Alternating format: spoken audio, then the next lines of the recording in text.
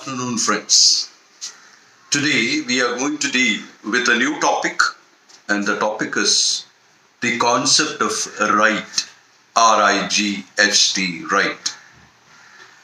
Now, the topic of right is very important in law. The topic of right is present in every branch of law. For example, if you are going to study the law of contract, there you have to study about contractual rights, how the contract is created and things like that. When you are going to study the constitution, you have to study about the fundamental rights. When you go to the international level, there you have to study about the human rights. If you study transfer of property, then you have to study about the property rights.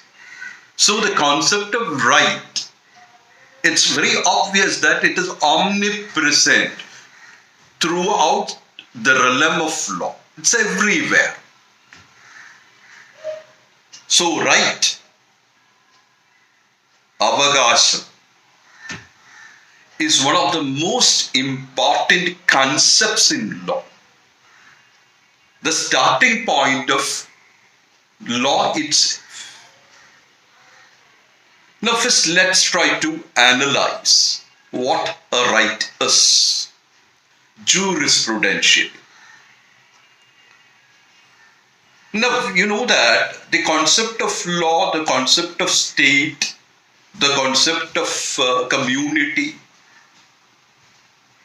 all these things exist for the welfare of the people. It's clear. No, welfare of the people depends upon the happiness of the community or the happiness of the individual. So the concept of state, law, etc. is for the welfare of the society, and the society's welfare is dependent upon the happiness of the community or the people. And the happiness of the people is dependent on the interest of the people.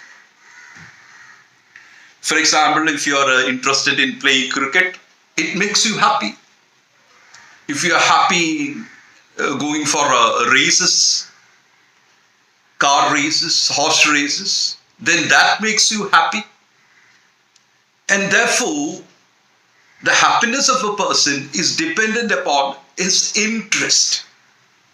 You know that a person has so many interests. You have an interest in eating food, you have an interest in wearing good clothes. There are interests which are protected by law, and there are interests which are not protected by law. For example, you like to eat good food. Okay, no problem, law accepts it. You like to use drugs. You have an interest in it, but it is not accepted by law. You want to own a best car in the locality. It is accepted by law, provided you are rich enough to buy one. But you also have an interest to destroy any other better looking car in your locality. That is not accepted by law. So the point is that you have interest and interest. Some interest is protected by law, and some interest is not protected by law. An interest which is protected by law, you can term it as a right. So what is a right? Simply speaking, a right is an interest. It's an interest, ഒരു താല്പര്യം. An interest protected by law. നിയമപരമായി അംഗീകരിക്കപ്പെട്ടിട്ടുള്ള ഒരു താല്പര്യത്തിനെയാണ് നമ്മൾ അവകാശം എന്ന് പറയും. Now let's go for two definitions. So in jurisprudence, you have different versions and different definitions. There are two important definitions of right. One is by Salmon and the other is by Holland. These are the two important definitions. Now, according to Salmon, as we have said earlier, right is an interest recognized and protected by rule of right or rule of law. Right is an interest recognized and protected by rule of law or rule of right. This is the definition of Salmon, as we have seen already. Now, Holland gives another version to this concept. To Holland, a right means it is a capacity residing in one person. It is a capacity residing in one person of controlling the actions of another person with the assistance of the state. So, right is a capacity residing in one person of controlling the actions of another person with the assistance of the state. Let's take an example. I have a 5 cents of land and a house in it. Here, I have the right to determine who should come inside my house or property. എൻ്റെ വീട്ടിൽ ആര് കയറണം എന്ന് തീരുമാനിക്കാനുള്ള അവകാശം എനിക്കുണ്ട്. So if someone gets inside my house without my permission and I ask him to go out and he is not going out, I can call the police and get the assistance from them to get him out of the premise. So this is how Holland views a right. So right is a capacity residing on me of controlling the actions of another person with the assistance of the state. So from all these things, it's very obvious that the right is an interest protected by law, and along with the right, you get the assistance of the state in protecting your right.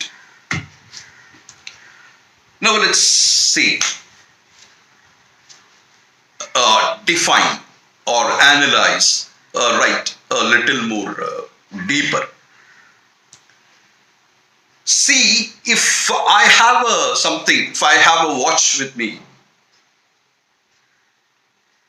then I have so many rights over this watch. I can wear it, keep it in my house, give it to someone, sell it to someone, gift it to someone. So I can do so many things with my watch. These are all my rights on the watch. Or if I have a house, I have so many things I can do. That I can prevent someone from entering the house. I can paint it red, or I can paint it blue, or I can paint it yellow. I can keep the house locked, or I can keep the house open. So these are all my rights on the house. When I have a right on my watch or a house, correspondingly, you have a duty. Is it? That is, if I have a watch, you have a duty not to destroy my watch, not to steal my watch, not to take away my watch. Similarly, if I have a house, you have a duty not to enter it without my permission, not to break anything in my house, not to steal anything from my house. These are all something corresponding to my right. And what is corresponding to my right is called by the name duty. D-U-T-Y. Kadama. അവകാശമുണ്ടെങ്കിൽ അതിന് ബദലായിട്ട് മറ്റുള്ളവരിൽ കടമയുമുണ്ട്. So if there is a right, correspondingly there will be a duty. It will depend upon the concept of the right, what is the nature of the duty. If it is a contractual right, the duty is only for one specific person or a limited number of persons. If something like a right interrupt, we will learn it later. If you have a right over a property, you have a right against the whole world. Everyone has a duty towards you. There are two types of rights.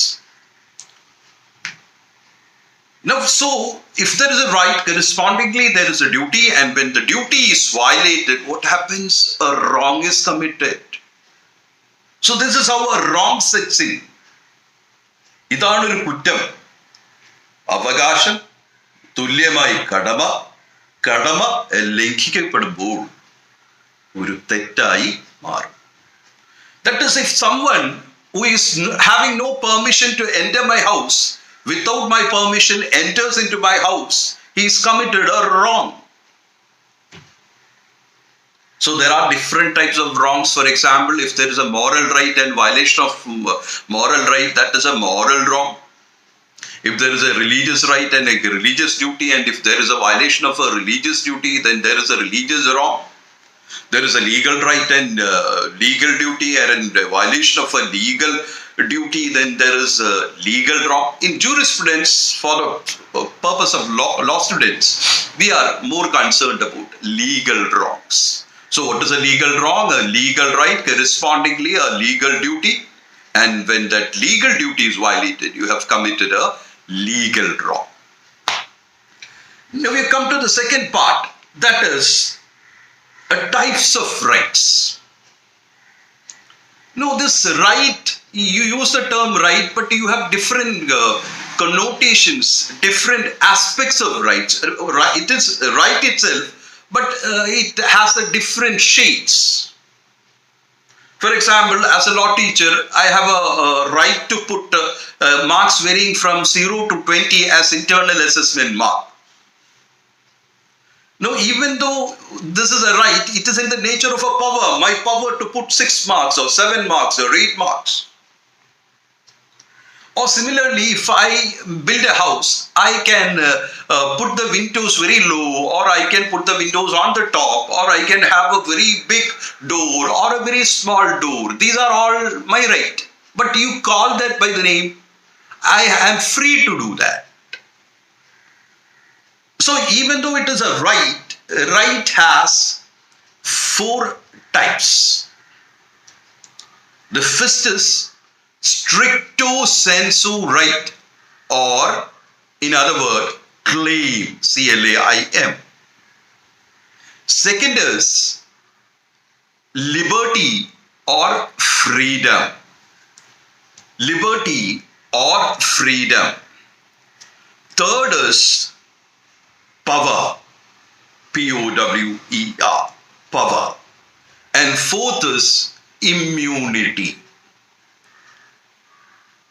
So friends, these 4 categories are rights itself, but different shades or different types of rights. Once more, the claim or stricto sensu right. Second, it is the freedom or liberty. Third is power. And fourth is immunity. Let's analyze one by one. What is stricto sensu right? Stricto sensu right is the conventional right we study. That is, if there is a right, correspondingly there will be a duty, and when the duty is violated, there will be a wrong. This is called stricto sensu right, which we have already discussed. Second one is freedom. Now the question is, what is a freedom or liberty? Now liberty means absence of duty. It is a situation where you don't have a duty to anyone. For example, when I built a house, I have a freedom to have my drawing room in the front or the drawing room in the back. I have a freedom to have a bedroom in the ground floor or in the top floor. I can put my door very small, or I can put my door very big. I can have some rooms without a window or with 4 or 5 windows. These are all my freedoms. I can paint my house in red or blue or white. These are all my freedoms. I don't have any duty to anyone. Someone can't come and say that you should paint your house only red because my house is blue, so it will be in contrast or something like that. Or you should not put the door facing my door. You have enough space, you can put your door anywhere. So this is your freedom, liberty. So it happens when you don't have a duty to anyone. This is called absence of duty. Absence of duty. ആരോട് കടമയില്ലാത്ത അവസ്ഥ. അതാണ് സ്വാതന്ത്ര്യം. You might have remember the early slogans during the French Revolution. Liberty, equality, fraternity. These were watchwords of French Revolution. So, liberty is the second right. It happens when there is an absence of duty. The next type of right, is power. Now, what is the power? When you say that you have power, what does it mean? Your power means your right to affect your own or another person's relationship, or your own or another person's legal relationship or rights.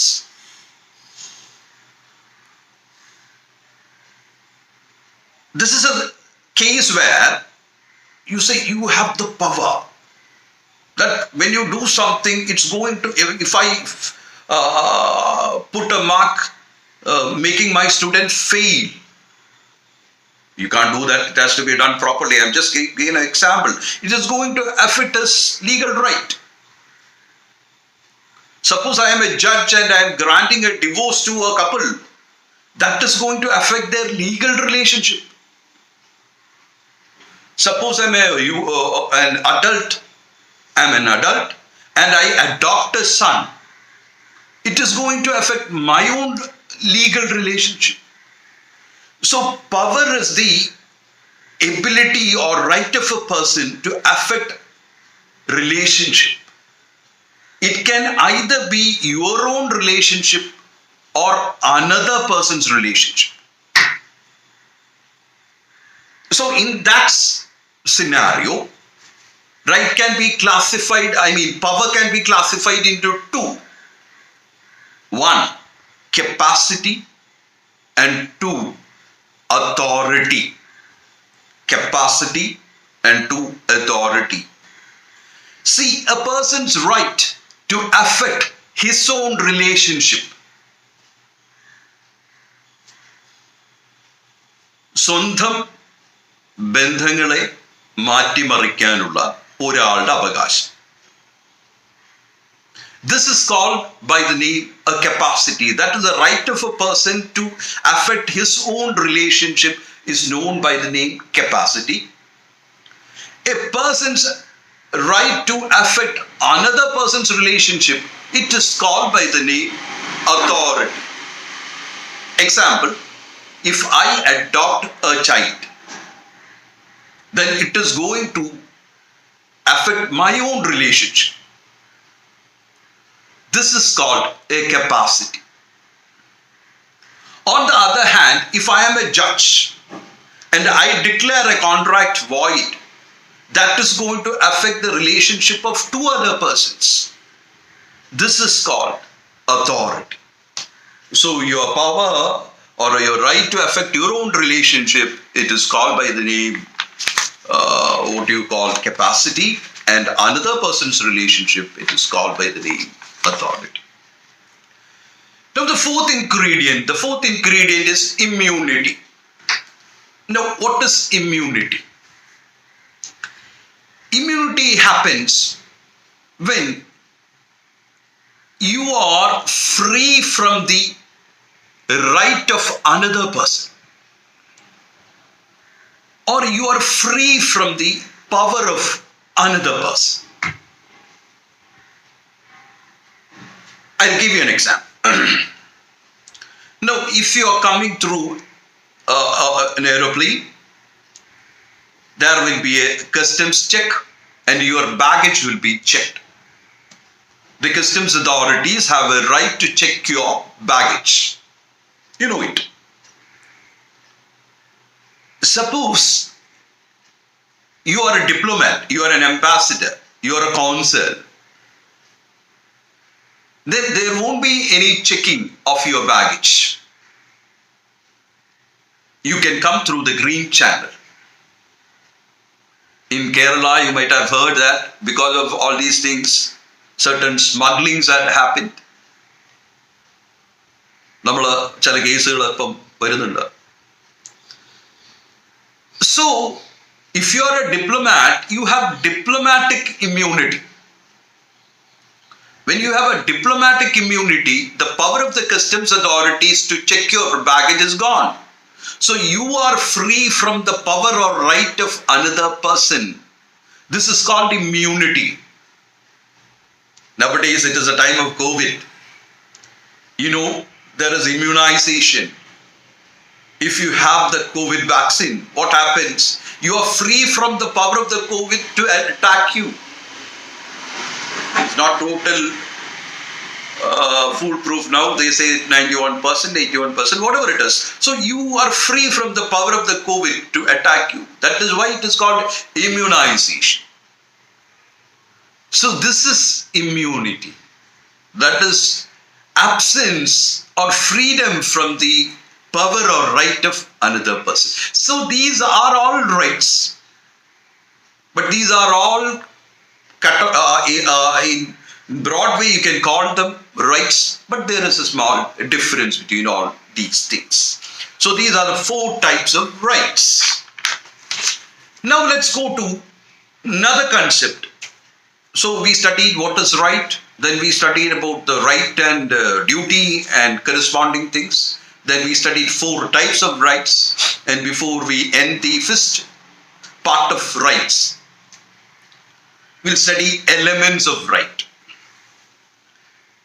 Now you take what are the elements of a right. Now suppose we take an example. That is, I am an owner of a 5 cents of land and a small building in it.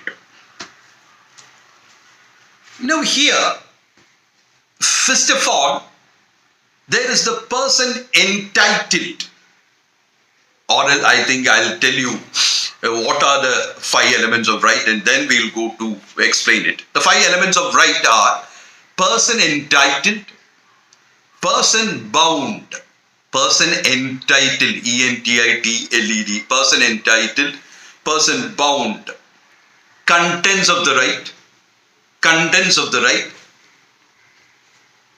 object of the right, and title of the right. And title of the right. Now let's study one by one. First is person entitled. We go back to our example. I am a small property with a small house in it, in my name.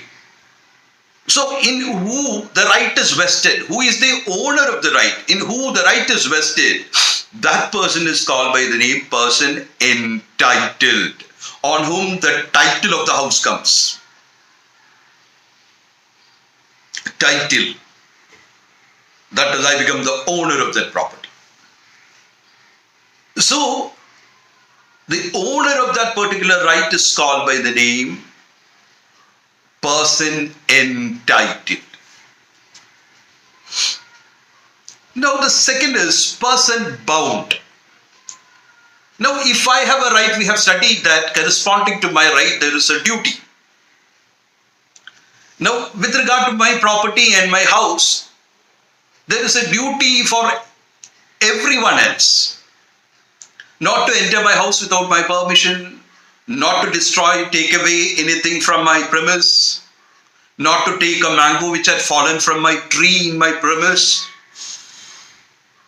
This duty exists to whom? This duty exists to all rest of the world, all other persons. So the person to whom the duty exists, they are called by the name person bound. So the person who, for a right corresponding there is a duty, and this duty fall on which person? That person is called by the name a person bound. For example, this is one example. Another example is that I enter into a contract with you to buy your watch for 5,000 rupees and I pay you the 5,000 rupees. Now, I have a right to get the watch. And who is the person bound? Only you are the person bound because we have a contractual right. In the earlier case, everyone. In this case, only the person who is having a contract. So the person who has the duty, he is called by the name a person bound. Third is contents of a right. Contents of a right means what the person bound should do or should not do with regard to the owner of the right. റൈറ്റിന്റെ ഓണറിനെ സംബന്ധിച്ച് കടമയുള്ള ആൾ എന്ത് ചെയ്യണം, എന്ത് ചെയ്യാതിരിക്കണം എന്നുള്ളതാണ് ഇതിന്റെ content. For example, when I am the owner of the house and the land, you have a duty not to enter my house, not to enter my premise without my permission, not to put rubbish in my premise. So there are different varieties of duty. All these things together create the content of the right. In the other example with regard to the contract, the person with whom I have a contract to get his watch has a duty to give me the watch. That is the content of that right. So what a person bound has to do towards the owner of the right with regard to the right, it is called the content of the right. And the fourth element is the object of the right. Object of the right means with regard to what property, what thing this right exists. That is the object of the right. For example, with regard to this 5 cents of land, this 5 cents of land, that is the object of the right. With regard to the watch in a contract, that is the watch. So the object of the right is the right, is the thing over which, the corpus over which that right exists.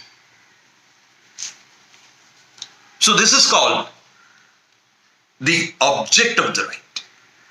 So we have seen person entitled, person bound, then contents of the right and the object of the right, and finally the title of the right. Title of the right. Title of the right is an act by which the owner of the right gets invested with the right. This is how the owner of the right gets the right.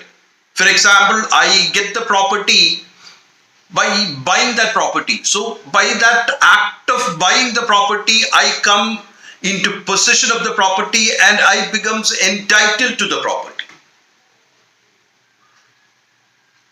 So this is the act by which the owner of the property establishes a right over the property, or the property is vested in him.